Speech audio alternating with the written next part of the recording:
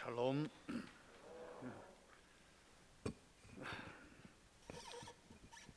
이제 봄이 완전하고 또 코로나도 그 기세가 이제 꺾이는 것 같고 우리나라의 모든 사정들도 정권이 이양되어 가므로 더 안정되어 갈 것 같고 하나님께서 우리들에게 더 풍성한 평강을 주실 것을 우리가 기대하고 또 평강을 여러분께 빕니다.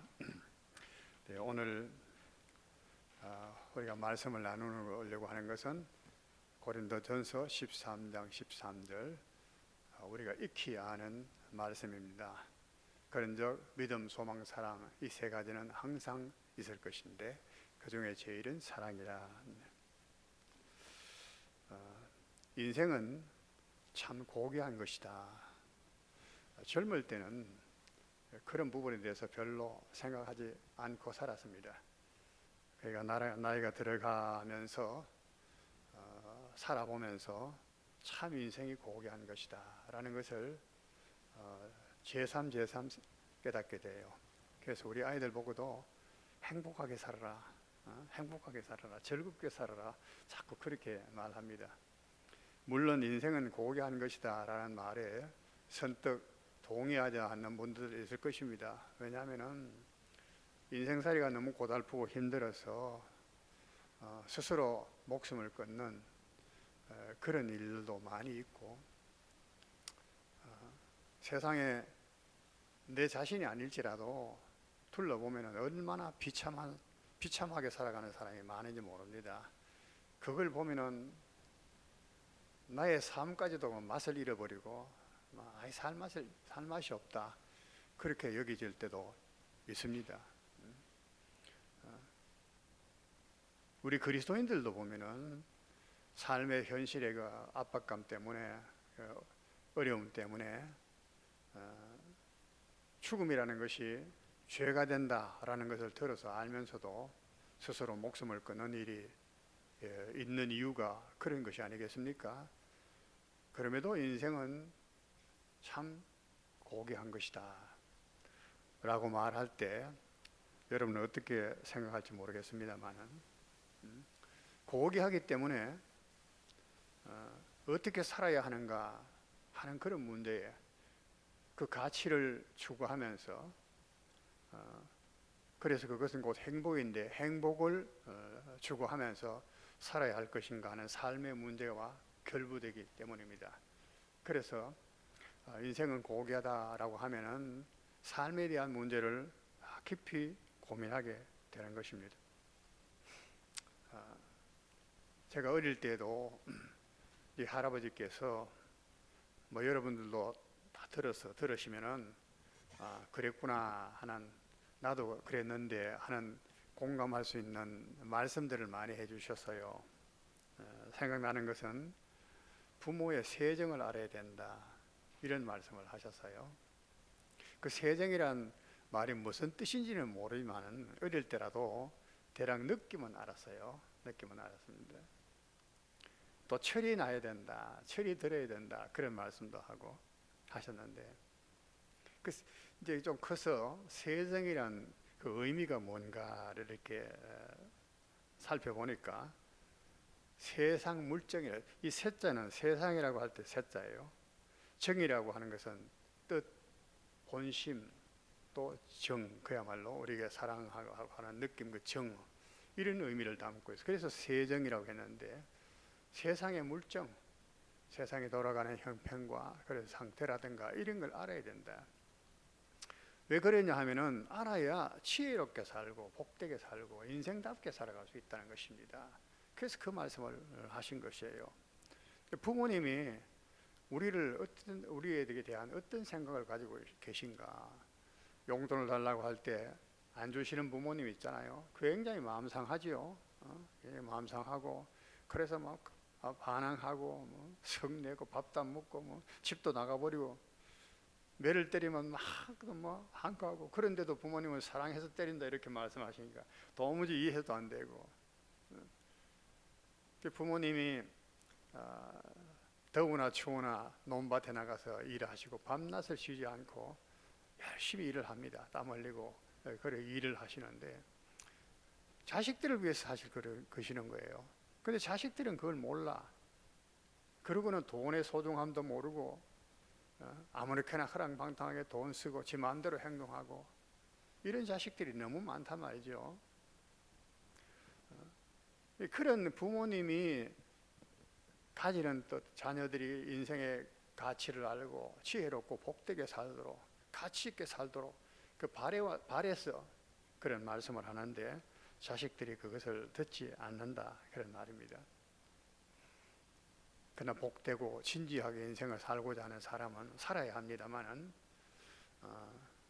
어떻게 사는 것이 바로 그렇게 가치 있게 사는 삶이고 복되게 사는 삶인가 하는 것을 스스로 답을 찾아야 돼요. 스스로. 아니면은 참 좋은 스승으로부터 그런 가르침을 받아서 부모님이 가장 먼저 그걸 가르쳐 주시지요. 아시는 만큼. 그래서 그 답을 찾아야 되는 것입니다. 그러자면 소중한 인생을 허비하게 되는 것은 뻔한 것입니다. 우리 속담에 그런 말이 있잖아요. 쉬건나자 노망난다 또는 철나자 노망난다. 철이라고 하는 것도 마찬가지입니다. 철이 들어야 된다. 그 철은 우리말이죠. 봄철, 여름철, 가을철 할 때 철 계절을 말합니다. 24도 절기가 있어서 입춘, 그 우수, 경칩 이래가 쭉 나가잖아요. 우리 사회에서는 그걸 알아야 농사를 짓습니다. 언제 봄비가 내리고 언제 씨를 내야 되고 하는 것을 압니다. 모르면 안 돼요. 그래서 농사 짓는 사람은 항상 달력에 그게 있어요. 다 그 원력에 보면은 우리 양력 잘 안 쓰지만은 우리가 철을 모르면 말이에요. 여름인데 겨울 옷을 막 입고 나와서 한겨울 옷을 입고 나와서 그러면 어떻겠습니까? 더워 죽지 뭐. 지 고생 실컷 하는 거예요. 그러면서 남들이 손가락질 받아 저 미친놈 봐라 그러지 않겠습니까? 또 겨울에 여름 옷을 입고 나오면 어떻겠습니까? 추워서 또 고생 실컷 하는 거야. 이게 철을 모른다는 거야. 들어갈 때 나올 때 때를 몰라. 때를 몰 때. 이 고린도전서 13장 11절의 말씀을 보면은 이런 말씀이 있습니다. 내가 어렸을 적에는 말하는 것이 어린아이와 같고 깨닫는 것이 어린아이와 같고 생각하는 것이 어린아이와 같다가 장성한 사람이 되어서는 어린아이의 일을 버렸노라. 사도 바울의 말씀입니다. 여기 사도 바울은 11절만 읽었습니다만은 계속해서 내가라는 말입니다. 하고 있습니다. 13장 1절에 보면 내가 사람의 방언과 천사의 말을 할지라도 2절에도 내가 예언하는 능력이 있어 모든 비밀과 모든 지식을 알고 3절에도 보면 내가 내게 있는 모든 것으로 구제하고 이렇게 그 말씀을 시작해서는 오늘 11절에도 그 말씀하고 12절에도 그런 말씀을 합니다. 내가 부분적으로 아나 그때는 주께서 나를 아신 것 같이 내가 온전히 알리라.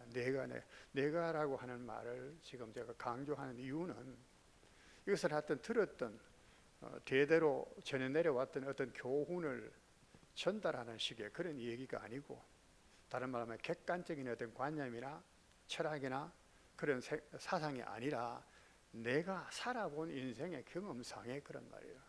내가 전부 다 내가 하고 있잖아요. 경험해봤다는 것입니다. 경험해봤어. 그래서 내가 그걸 참으로 안다는 것입니다. 객관적이면서도 굉장히 주관적인 의미가 있습니다. 우리가 이런 말을 자기 고백이라고 그렇게 말을 하는 겁니다. 자기 고백. 어린아이일 때는 우리가 말하는 것이나 생각하고 깨닫는 것이 다 어린아이와 같습니다. 한계가 있어요. 어린아이가 그 한계를 벗어날 수는 절대 없습니다. 어린아이. 이것은 지금 우리가 어린아이 때 젖을 먹고 밥을 먹고 점점 자라가는 그걸 말하는 것이 아니고 우리 신앙에 있어서도 어린아이의 때가 있다는 겁니다. 어린아이 때. 여러분 내가 신앙 이 정도면 됐지. 그 하는 자는 스스로 선 자는 넘어질까 조심하라고 해서요. 절대 그렇다고 할 수 있는 사람이 없습니다. 예? 절대요. 세상에 나보다 훌륭한 사람 너무 많지만은 내가 가장 훌륭하다 할지라도 정말로 보잘것없는 존재가 됩니다. 어린아이 때를 버려요. 철이 나야 돼. 예, 철이 나야 돼. 물정을 알아야 돼. 예.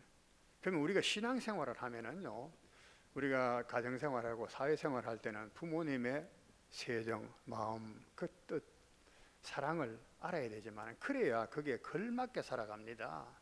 걸맞게. 그게 자식된 도리고 사람된 삶의 도리지요.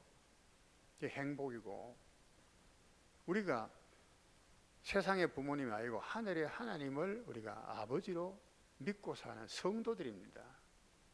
그렇다면 어떻습니까?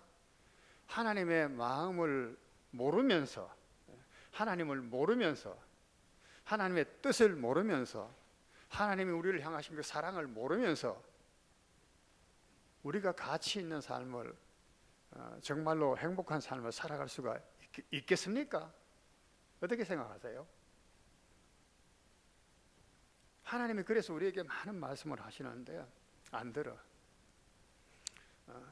어린아이 때는 내가 좋아하는 것만 해. 어린아이 때는 깨닫는 것도 내가 좋아하는 부분만, 축복에 대한만, 복에 대한 말씀만 자꾸 생각하고, 그럴 수 있죠. 내 중심으로만 생각하고. 그러나 장성해지면은 거기서 벗어나야 되는 겁니다. 벗어나야 돼요. 세상에 환난 많은 겪으면서 우리가 그걸 고통이다, 시험이다, 환난이다 이렇게 말하지 말고, 코로나든 우리 나라의 전국이든 어떤 것을 볼 때 우리는 이러한 환난에서 어떻게 살아가야 될 것인가, 근데 그렇게 생각해 가야 되는 겁니다. 그래서 오늘 본문에 보면은 그런즉 믿음, 소망, 사랑 이 세 가지는 항상 있을 것인데, 여러분 너무 잘 아는 말씀이죠. 우리가 성경 암송 무슨 대회를 한다든가 하면은 고린도전서 13장 많이 할 거예요. 암송 줄줄줄 외웁니다. 그죠? 다 압니다. 다 압니다. 그런데 얼마만큼 우리가 알고 있나? 나는 여기에 항상 있을 것인데라는 말씀에 딱 내 마음이 다시 한번 꽂혔습니다. 그래서 오늘 이 말씀을 우리가 함께 나누면서 설교의 제목도 항상 있고 풍성해야 할 것이라고 담았습니다. 항상 해야 될 것도 믿음, 소망, 사랑이죠. 뭐 풍성해야 될 것도 믿음, 소망, 사랑이죠. 항상 있어야 되는데, 이 말씀은 다른 말로 하면은 선택적이 아니다. 우리 학교에 가면은 학교에서 무슨 공부를 할 때 선택 과목, 뭐 교양 과목 이렇게도 부르기도 하고, 그러면서 또 필수 과목 하는 게 있잖아요. 필수 과목은 뭡니까? 반드시 해야 돼. 따야 돼. 학점을 따든지 뭘 따야 돼. 안 그러면 졸업 못 해. 교양 과목 또는 선택 과목은 내가 여유가 있다, 시간이 되고 할 때 덤으로 더 공부할 수 있는 그런 학문들이에요. 하잖아요. 믿음, 소망, 사랑은 필수 항목이에요. 우리 신앙에 있어서는 필수 항목인데, 우리는 얼마만큼 그것을 갖추고 있느냐, 도대체 갖추고 있느냐 하는 이것을 다시 생각해 본다 그 말이죠. 믿음을 얼마만큼 가지고 있느냐, 소망이 분명히 있느냐, 사랑이 있느냐, 이걸 점검해 봐야겠다 라고 해서 오늘 이 말씀을 설교의 본문으로 삼은 것입니다. 여기에 항상 있기 때문에요. 항상 있다는 말은 언제 있다가 없어지고 그런 게 아닙니다. 항상 있는. 그래서 이것은 어떤 면에 가치가 있기 때문에 그렇습니다. 가치 없는 것은 항상 있지 않습니다. 있다가 없어져 버리고 있다가 없어져 버리고 그렇잖아요. 그러나 항상 있는 것은 그만큼 가치가 있는 겁니다. 우리가 그런 것을 취해야 돼요. 영원히 가치 있는 거. 여기 항상 있다고 하는 말을 두 가지 의미를 우리가 볼 수가 있습니다. 킹 제임스 그 성경 번역에는 이게 있다는 말을 abide라고 이렇게 말해서 abide란 말은 함께 이렇게 있다는 것이에요. 우리가 함께, 부부가 함께 일체가 되어 가지고 가족이 함께예요. 함께 믿음이 따로 있고 소망이 따로 있고 사랑이 따로 있고 분리될 수 있는 게 아니다는 것입니다. 공동체 일체가 된다는 뜻입니다. 그래서 믿음은 있는데 사랑이 없다, 소망은 있는데 믿음이 없다, 이건 참 좀 어불성설이고 논리적으로 안 맞고 잘못된 어떤 면에서 신앙이고 그런 거예요. 믿음과 소망, 사랑은 함께 있게 되어 있다는 거예요. 함께 있게 되어 있다. 여러분 아시겠습니까? 근데 우리가 좀 부족한 것이 있을 수가 있지만은 함께 있다는 거예요. 함께. 또 하나의 의미는 remain이라고, 다른 NIV 성경 같은 곳은 remain 이렇게 번역을 해놨습니다. remain. 이것은 남아 있다는 거예요. 다른 것은 다 없어지는데 믿음, 소망, 사랑은 영원히 남아 있다는 거예요. 모든 것이 다 없어질 때도 이것은 남아 있는 거다. 이 모든 것이라고 하는 것은 우리 세상적인 것만이 아니고, 이 고린도서에 보면은 그 8절의 말씀에 보면 사랑은 언제까지나 떨어지지 아니하되 예언도 패하고 방언도 거치고 지식도 패하리라. 이런 것들은 다 없어진다는 말이죠. 예언도 방언도 지식도 없어진다. 방언 못해서 고민하고 방언을 굉장히 자랑하고 그렇게 하는 분들 있지만은 이런 것들은 다 없어지는 것이다. 다 패하는 것이다. 그러나 사랑은 영원한, 남는다는, 영원히. 가치가 다르죠. 가치가 다른 건데, 그런데 우리는 사랑 그보다도 뭐 이런 어떤 예언할 수 있는 또는 뭐 깊은 것을 이해하는 지식 뭐 이런 것을 더 가치 있게 여길 때가 얼마나 많습니까? 그런데 사도 바울은, 우리가 아는 대로 사도 바울은 얼마나 그 인생에 참 어떻게 보면 험난했습니까? 예수님을 알기 전에 그 살아갔던 것은 그만두고도 예수님을 알고 나는데 그는 완전히 변화되었습니다. 사도가 되어서 복음을 전하면서 얼마나 많은 고통을 받았는지 모릅니다. 그러면서 그는 안 겁니다. 내가 어린 나이일 때는 신앙의 어릴 때에는 그랬다는 거예요. 장성한 자가 되어서는 이것들을 버렸다. 그가 얼마나 예언을 할 수 있었고 방언을 하고 병 고치기도 하고 그랬겠습니까? 근데 그것은 다 지나가는 것입니다. 사랑만이 남더라. 믿음, 소망, 사랑만이 남더라. 그 가치를 말하고 있는 것입니다. 오늘 우리가 만약에 이것과 다른 생각을 가지고 있다면 우리 생각을 바꿔야 됩니다. 성경이 틀렸다 그렇게 말하면 안 돼요. 우리 생각을 바꿔야 됩니다.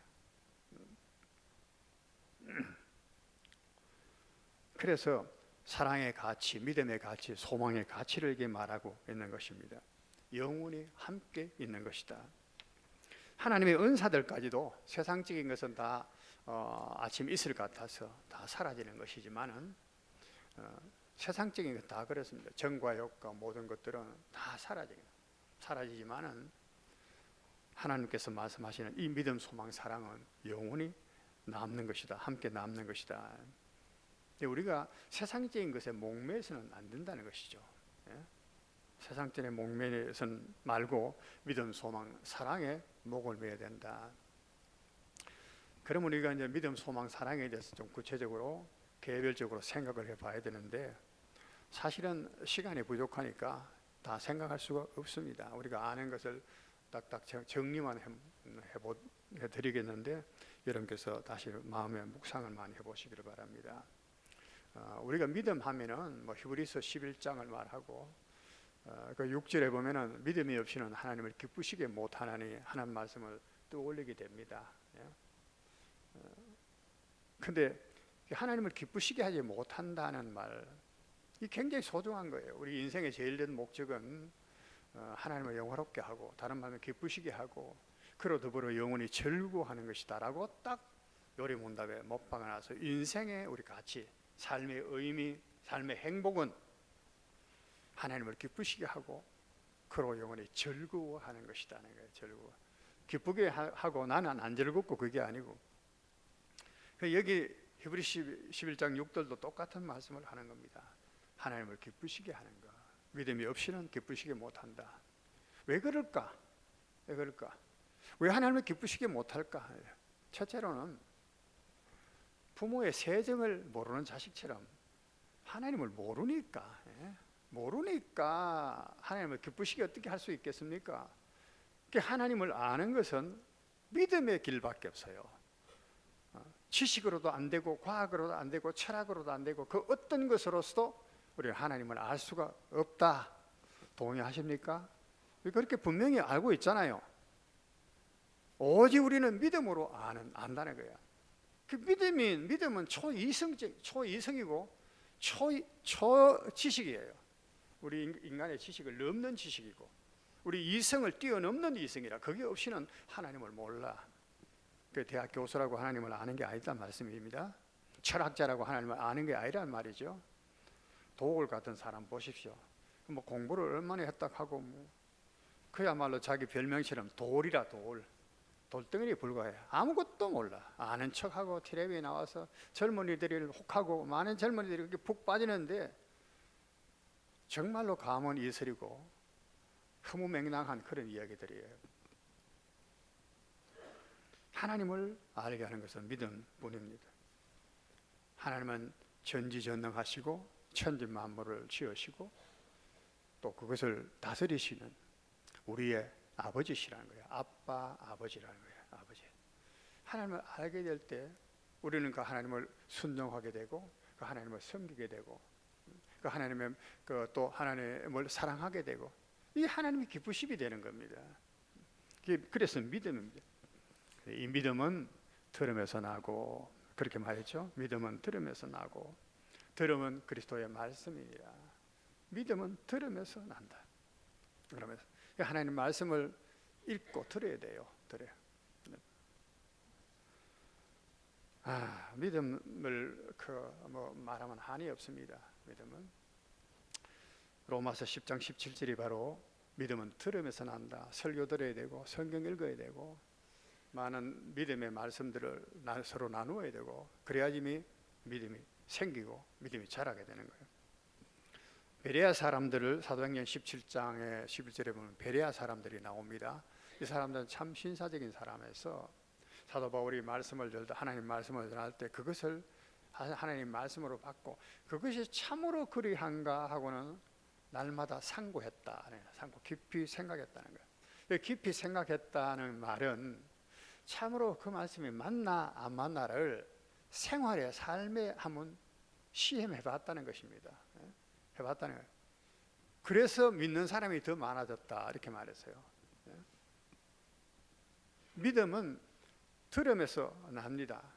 그러나 거기에 한계가 있습니다. 거기에서 더 풍성해지려면 어떻게 됩니까? 순종해 봐야 된다는 거예요.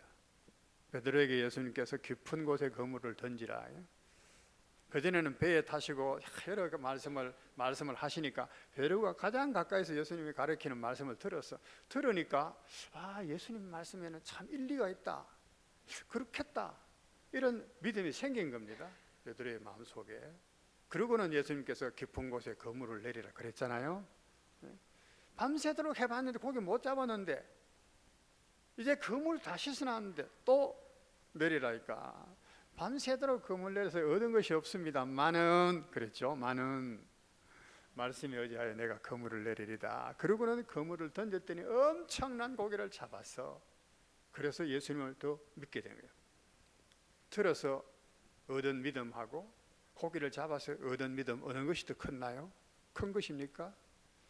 체험적인 믿음이죠. 또. 그래서 믿음은 우리가 이렇게 들은 뿐만 아니고 순종하여서 생긴 거예요. 듣는 것도 그냥 듣는 게 아니에요. 복 있는 사람은 악인의 길을 쫓지 아니하고 죄인의 길에 서지 아니하고 오만한 자의 자리에 앉지 않고 어떻게 해요? 오직 여호와의 율법을 하나님의 말씀을 즐거워하여 주야로 그 말씀을 묵상하는 자로다. 밤낮으로 그 말씀을 묵상한다. 생각하는 것만을 말하는 게 아닙니다. 산다 그런 말이에요. 산다. 이런 사람이 복 있는 사람, 지혜로운 사람, 가치 있는 삶을 사는 사람이다. 그렇게 말씀해요. 두 번째로 소망에 대해서도 생각해 보겠습니다. 소망도 일단은 들으면서 납니다. 소망도 들어야 됩니다. 우리 사람이 무언가를 그 생각해내고 뭐 아이디어를 만들어 가지고 뭘 해냅니다. 세상적인 아이디어를 만들어서 할 수는 있을지 모르겠습니다. 그것도 한계가 있지만은, 그러나 하나님에 대한 우리가 참된 생명을 얻는 신앙에 대한 생각은 꿈도 꿀 수 없습니다.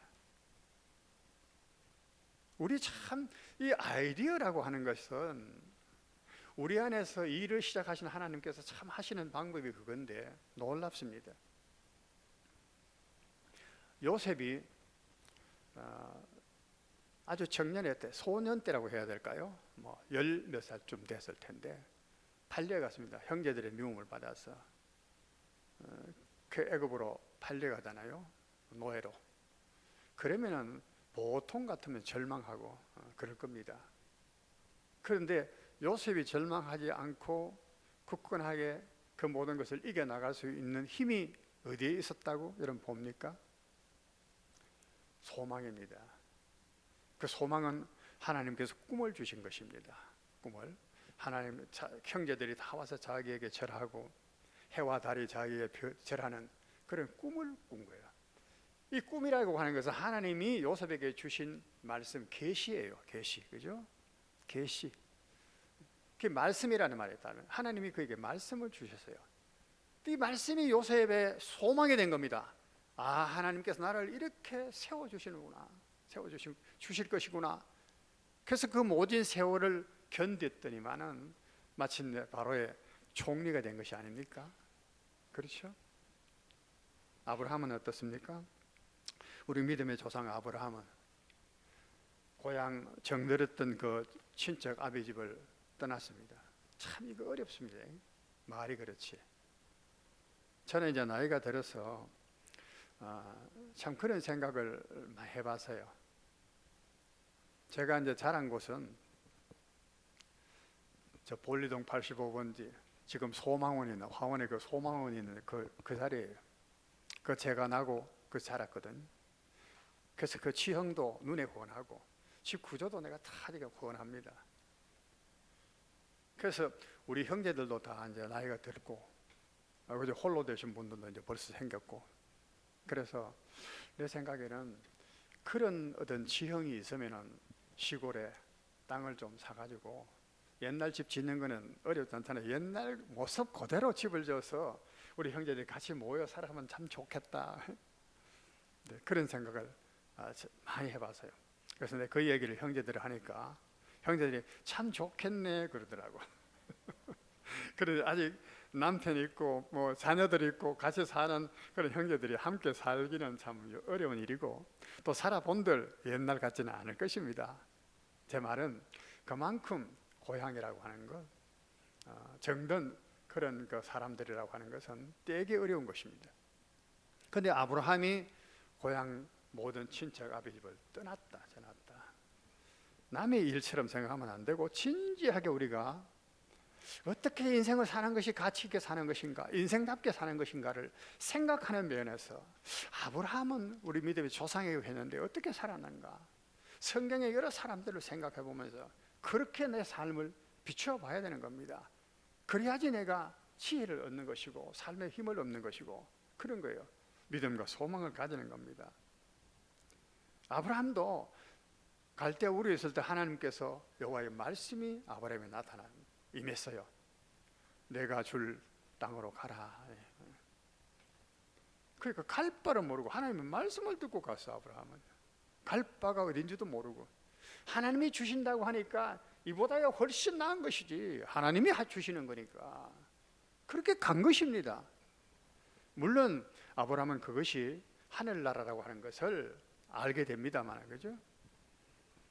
현실 세상적으로는 가나안 땅이었어요. 아브라함이 그 길을 가게 된 그 힘, 동기, 인내, 그건 어디에서 나왔습니까? 소망입니다. 소망.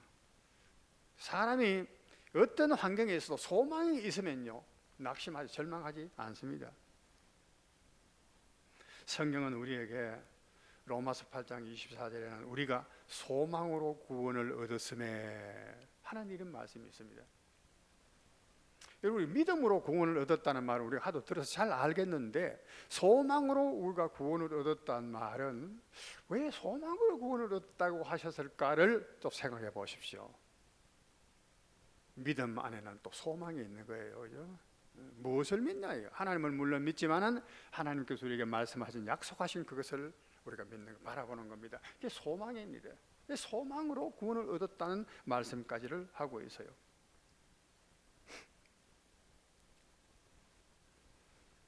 사도 베드로는 우리 베드로전서 1장을 딱 보면 인사말이 1, 2절 나오고 3절에 딱 보면은 예수 그리스도의 부활하심으로 말미암아 우리에게 산 소망을 주신 하나님께 딱 소망으로부터 시작합니다. 그래, 여러분들이 너희가 여러 가지 시험을 만나거든 온전히 기쁘게 여기라. 왜 그런가? 소망이 있다니. 우리에게 산 소망이 있다. 소망이. 그래서 늙은이는 꿈을 꾸게 된다. 청년들은 이상을 보게 될 것이고, 그 말은 하나님의 말씀을 소망으로 가지게 되는데 꺾이지 않는다는 거예요. 인내하게 되고 능력을 가지게 된다. 소망의 귀중함을 말씀하고 있는 그런 그 구절이라고 말합니다. 세 번째로는 마태복음 5장에 우리가 8가지 팔복이 있습니다. 그죠? 심령이 마음이 가난한 자는 복이 있나니, 애통하는 자는 복이 있나니, 복이 있나니, 복이 있나니, 복이 있나니. 무슨 복입니까? 무슨 복이지요? 배부를 것이요 위로를 받을 것이요, 그게 복입니까?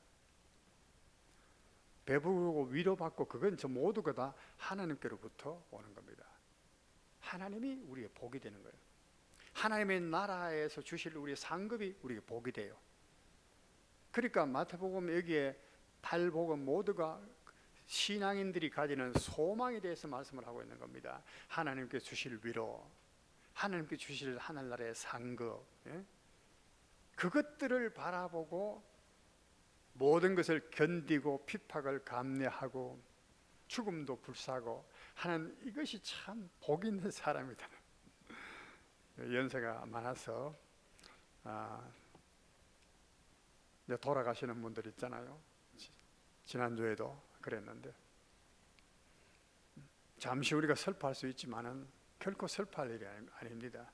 그리스도인은 그래서 죽음을 슬퍼하는 것, 절망적인 것으로 여겨서는 안 됩니다.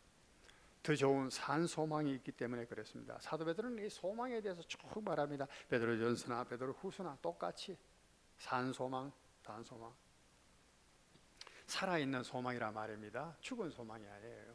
세상적인 것은 다 죽은 소망입니다. 아무리 우리가 소원한 것을 얻어도 우리 죽을 때 다 끝나는 것입니다. 그 죽은 소망이에요. 그러나 항상 있을 것인데 하는, 영원히 있는 존재하는 믿음, 소망, 사랑이야말로 정말 가치 있는 우리가 꿈꿔야 될 것이라는 것입니다. 세 번째로 이제 이 중에 제일은 사랑이라 그렇게 말했는데, 우리는 이 말씀에서 조금 오해하기 쉬운 부분이 있습니다. 그 중에 제일은 사랑이다 이렇게 말해요. 그래서 믿음, 소망보다도 더 차원이 높은 더 귀한 것이 사랑이다 이렇게 여기고, 믿음, 소망은 조금 더 열등한 것, 또 가치가 적은 것, 이런 것으로 오해하면 안 됩니다. 여기에 이제 제일이라고 하는 이 말씀은 그런 의미가 아닙니다. 더 나은 것, 더 나은 것, 더 강한 것, 또 더 나이 든 것, 그 말은 성숙했다는 것입니다. 성숙한 것, 그런 뜻입니다.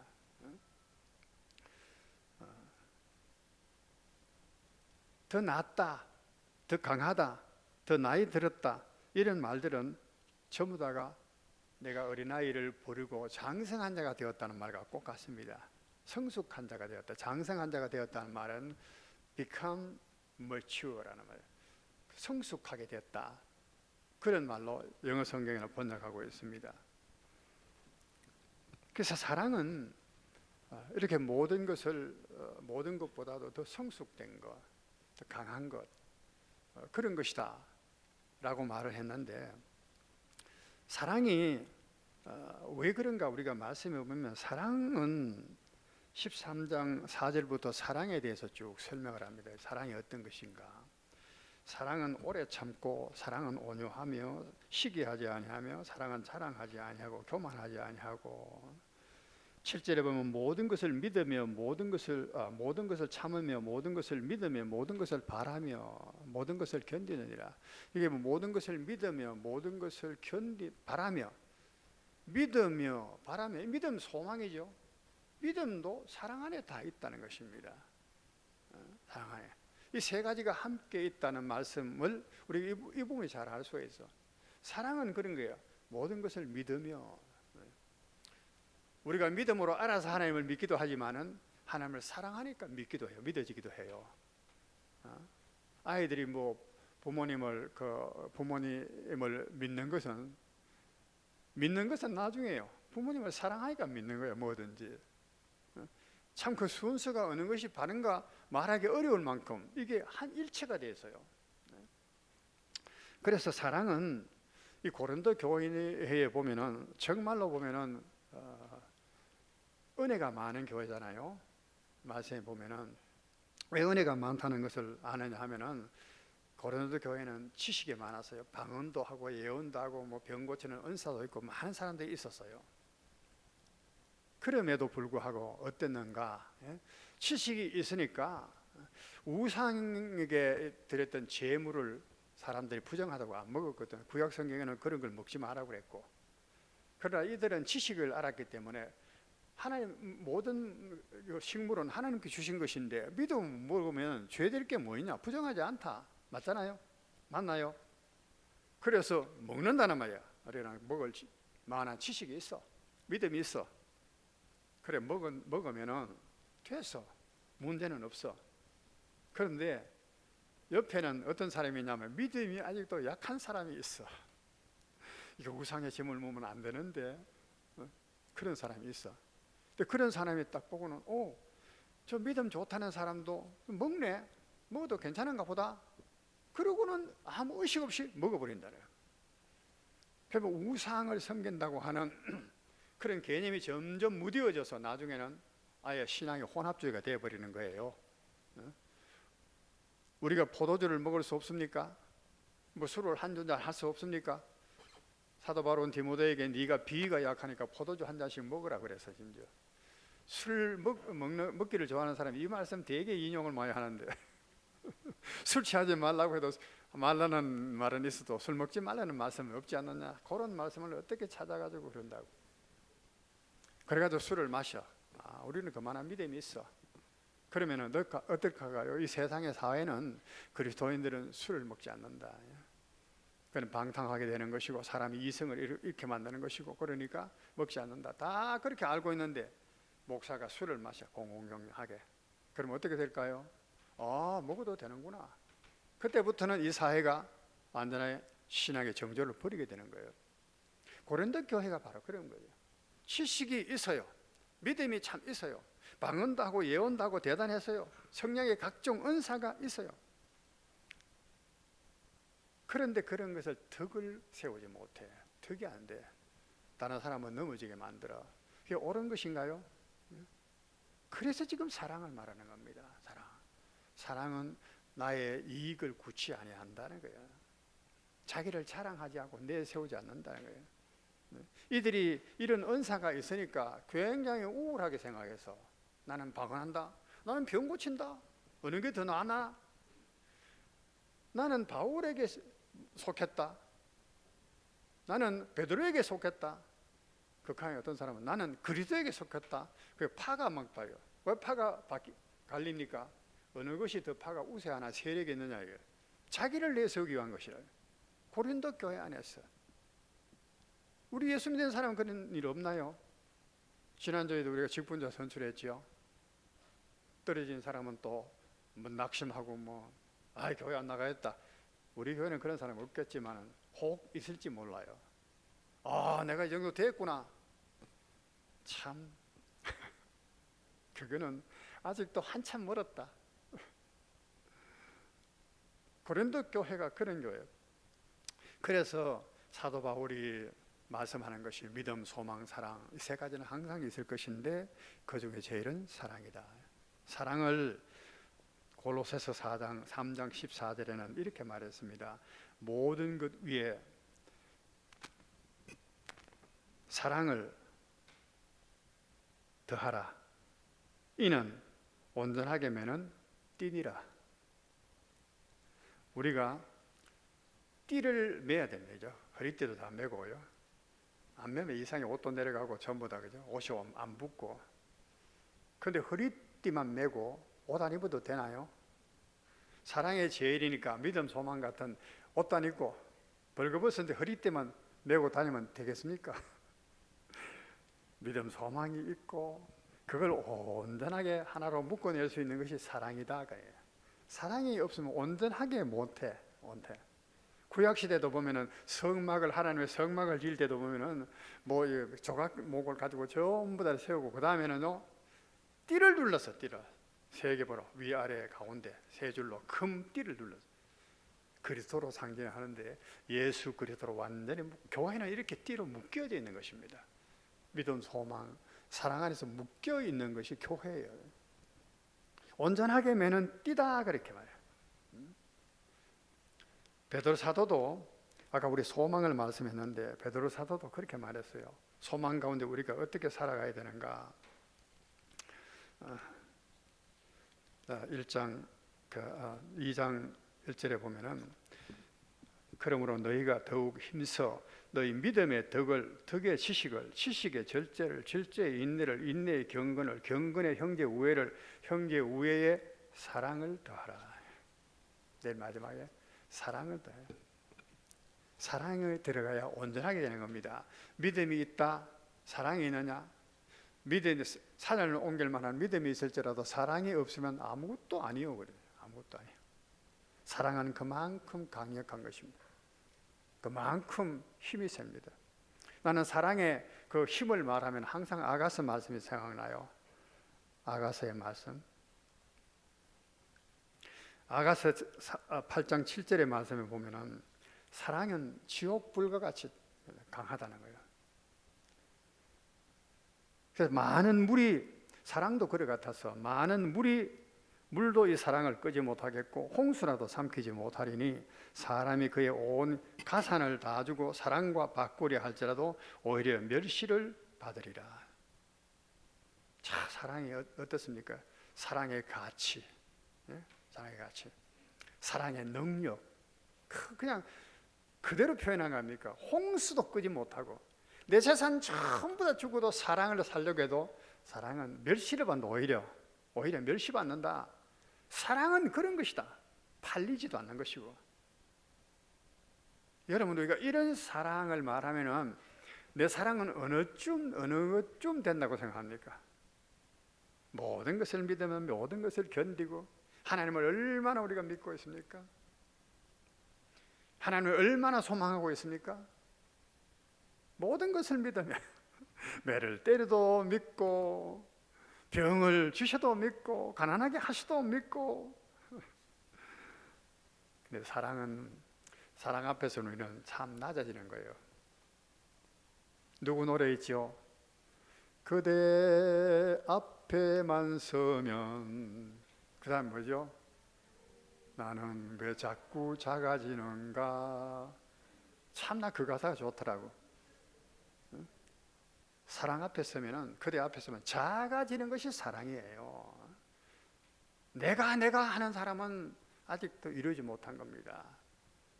나는 부족한 종입니다. 무능한 마땅히 할 것을 한 것밖에 없습니다. 그렇게 말했죠. 그런 사람이 정말 주님에 대한 믿음이 있고 그 안에 사랑이 있는 사람입니다. 사랑하는 주님 앞에요 옥합을 깨뜨리고 눈물로 발을 씻고 머리털로 그 발을 닦고, 그거는 누구도 넘볼 수 없는 것입니다. 사랑만큼 귀하고 아름다운 것은 사실 없는 것. 이것이 믿음과 소망을 아우를 때 그건 영원한 것이에요. 영원한 것. 여러분 이런 삶을 우리가 살아야 되지 않겠습니까? 살고 싶지 않습니까? 우리의 믿음의 대상이 누굽니까? 우리의 소망의 대상이 누굽니까? 우리 하나님입니다. 그분은 불변하십니다. 그의 사랑, 믿음, 소망은 영원하십니다. 그 하나님을 믿는 우리의 믿음, 사랑, 소망도 영원해야 하는 겁니다. 변함이 없어야 하는 겁니다. 우리가 이런 믿음은 하나님과의 관계뿐만 아니고 세상 관계에서도 이것이 우리 있어야 돼요. 우리 사회의 구성을 말할 때 사회가 어떻게 이루어지는가? 계약에 의해서 이루어진다. 이 사회 계약서를 말한 학자가 있었죠. 계약에 의해서. 노동자와 기업가, 그러니까 기업가와 노동자 간에 계약이에요. 내 회사에 와서 일하면 생활비를 얼마나 주겠다. 그런 계약입니다. 생산자와 소비자와 관계 그렇게. 위정자와 국민들과에도 민주사회에서는 우리가 당신을 대통령으로 뽑을 테니까 당신은 국민의 복리를 위해서 이 나라의 안정을 위해서 일해 주시오. 이게 계약입니다. 계약은 지켜야 돼. 믿음이 있어야 돼. 믿음을 버리면은 배임이야. 다른 말로 배임. 요즘 배임이란 말 많이 하지요. 직권남용.